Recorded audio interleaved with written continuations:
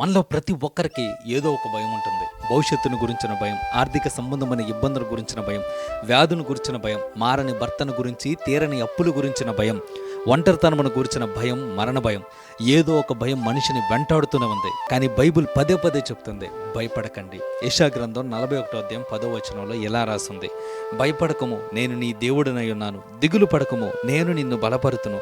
నీకు సహాయము చేయువాడను నేనే, నీతి అను నా దక్షిణ హస్తముతో నిన్ను ఆదుకొందును. జీవితంలో ఎప్పుడు ఒక విషయం గుర్తుపెట్టుకోండి, మనం ఒంటరిగా లేం. దేవుడు ఎల్లప్పుడూ మనతో కూడా ఉన్నాడు.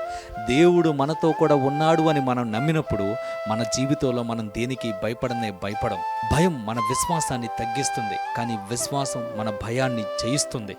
బైబిల్ గ్రంథంలో ఇజ్రాయేలు ప్రజలు ఎర్ర సముద్రం ముందు నిలబడి భయపడ్డారు. కానీ దేవుడు వారు ఎన్నడూ ఊహించని వారి కొరకు ఒక ఆశ్చర్యకరమైన మార్గాన్ని తెరచాడు. యేసుక్రీస్తు ప్రభు శిష్యులు కూడా భయంకరమైన తుఫానుల్లో, పెనుగాలుల్లో చిక్కుకొని వారు భయపడి, మేము నశించిపోతున్నాం ప్రభు అని యేసుక్రీస్తు ప్రభుకి కేక వేసినప్పుడు యేసుక్రీస్తు ప్రభు వచ్చి గాలిని గద్దించి వాటన్నిటిని కూడా నిమ్మలపరిచిన తర్వాత యేసు తన శిష్యులతో అంటున్నాడు, ధైర్యం తెచ్చుకోండి, నేనే, మీరు భయపడొద్దు అని చెప్పేసి అంటున్నాడు.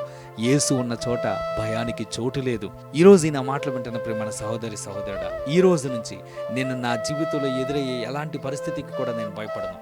దేవుడు నాకు తోడై ఉన్నాడని మీకు మీరు చెప్పుకోండి. నిజంగా దేవుడు నాకు తోడై ఉన్నాడు అని నిజంగా మీరు నమ్మినప్పుడు ఏ భయం కూడా మీ దరికి రాదు. అది మిమ్మల్ని భయపెట్టదు. దేవునికి స్తోత్రం కలుగును గాక. హల్లెలూయా.